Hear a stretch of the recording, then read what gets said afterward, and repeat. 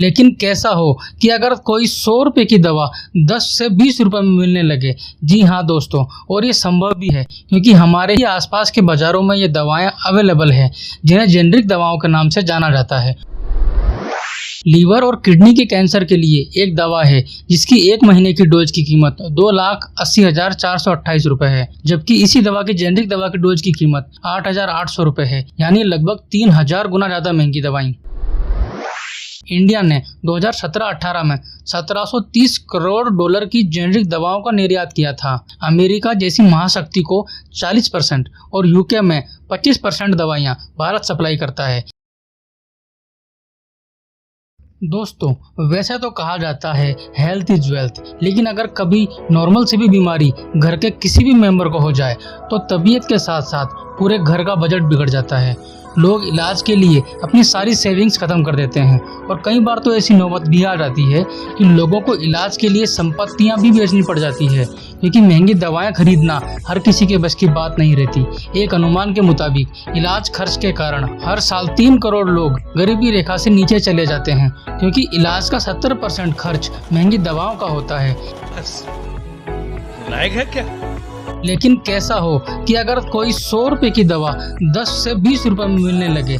जी हाँ दोस्तों, और ये संभव भी है क्योंकि हमारे ही आसपास के बाज़ारों में ये दवाएं अवेलेबल है जिन्हें जेनरिक दवाओं के नाम से जाना जाता है, जो उतनी ही कारगर हैं जितनी की महंगी ब्रांडेड दवाइयाँ हैं। नमस्कार साथियों, स्वागत है आपका हमारे यूट्यूब चैनल न्यूट्रल एनालिसिस पर।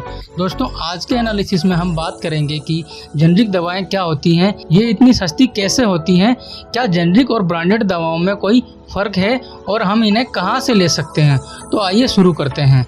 दोस्तों, जेनरिक दवा का सीधा मतलब है कि किसी दवा का केमिकल नाम, जिन्हें हम कई बार सॉल्ट भी कहते हैं, जैसे पैरासीटामोल, आइबुप्रोफेन आदि।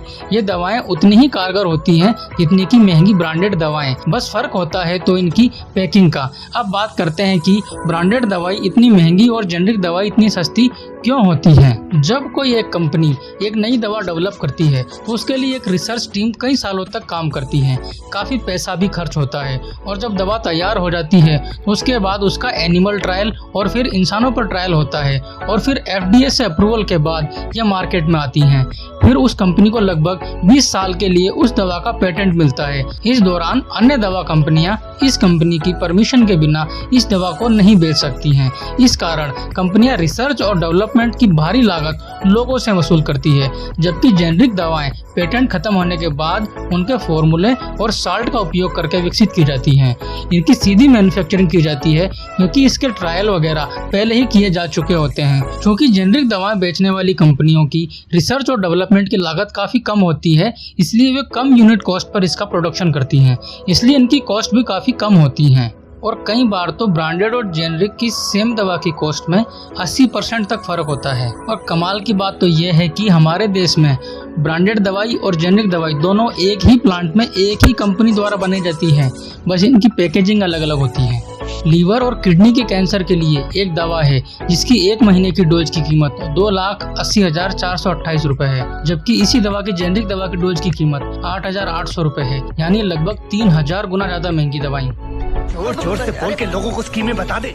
चौंकाने वाली बात तो यह है कि सर्दी, खांसी, बुखार और बदन दर्द जैसी रोजमर्रा की तकलीफों के लिए जेनरिक दवा महज 10 पैसे से लेकर 1.5 रुपए प्रति टेबलेट तक में अवेलेबल है। वहीं ब्रांडेड में यही दवाएं 1.5 रुपए से लेकर 35 रुपए तक पहुंच जाती है। ऐसी ही कई ब्रांडेड दवाएं हैं जिनकी जेनरिक दवाएं बाजार में सस्ती कीमतों में अवेलेबल हैं, लेकिन ना तो डॉक्टर इन्हें प्रेस्क्राइब करते हैं और ना ही केमिस्ट इन्हें बेचना चाहते हैं, क्योंकि इनमें मार्जिन कम मिलता है। इस खेल में ब्रांडेड कंपनियों के द्वारा डॉक्टर्स को अच्छा खासा कमीशन दिया जाता है। कई बार फॉरेन ट्रिप्स ऑफर की जाती हैं और गिफ्ट्स के नाम पर और भी न जाने क्या क्या दिया जाता है, ताकि वे ज्यादा से ज्यादा महंगी और ब्रांडेड दवाएं लिखें। लेकिन इसमें केवल डॉक्टर्स ही शामिल नहीं हैं, इसमें दवा कंपनी, ड्रग कंट्रोल से जुड़े अधिकारी, बिचौलिए और केमिस्ट भी शामिल होते हैं। लेकिन यहाँ सभी डॉक्टर्स के लिए यह बात नहीं हो रही है। कुछ डॉक्टर्स जेनरिक दवाएं भी लिखते हैं, लेकिन ज्यादातर डॉक्टर्स इस कमीशन के खेल में शामिल रहते हैं। और भारत सरकार कोशिश भी करती है कि डॉक्टर्स प्रिस्क्रिप्शन में ज्यादा से ज्यादा जेनरिक दवाएं लिखें, ताकि गरीब लोग दवाओं के बोझ से बच सकें। आइए सुनवाते हैं आपको एक बयान। हम कानूनन व्यवस्था करने वाले हैं। डॉक्टर पर्ची लिखेंगे तो उसमें लिखेंगे कि जेनरिक दवा खरीदने के लिए उसके लिए काफी है और दवा खरीदने की जरूरत नहीं है। हमारा देश भारत दुनिया में जेनरिक दवाइयों का सबसे बड़ा एक्सपोर्टर है। दुनिया भर की डिमांड की 20% दवाइयाँ भारत सप्लाई करता है, जिनमें 60,000 तरह के ब्रांड्स हैं। इंडिया ने 2017-18 में 1730 करोड़ डॉलर की जेनरिक दवाओं का निर्यात किया था। अमेरिका जैसी महाशक्ति को 40% और यूके में 25% दवाइयाँ भारत सप्लाई करता है। इसके अलावा भारत दक्षिण अफ्रीका, रूस, नाइजीरिया जैसे 200 देशों को जेनरिक दवाइयाँ एक्सपोर्ट करता है। दुनिया की 20 में से 8 जेनरिक दवा कंपनियां भारत की हैं। आपको अभी हाल ही की कोविड का टाइम याद होगा, जब अमेरिका में लोग मर रहे थे, तब राष्ट्रपति डोनाल्ड ट्रंप ने भारत से हाइड्रोक्लोरोक्विन के लिए रिक्वेस्ट की थी और भारत ने अपना मानवीय कर्तव्य समझते हुए अमेरिका ही नहीं पूरी दुनिया को ये जेनरिक दवाएं उपलब्ध करवाई थी। अब बात करते हैं ये दवाइयाँ मिलती कहाँ हैं। वैसे तो जेनरिक दवाइयाँ सभी मेडिकल स्टोर्स पर अवेलेबल होती हैं, लेकिन सरकार ने पूरे देश में करीब 8,604 प्रधानमंत्री जन औषधि केंद्र खोल रखे हैं।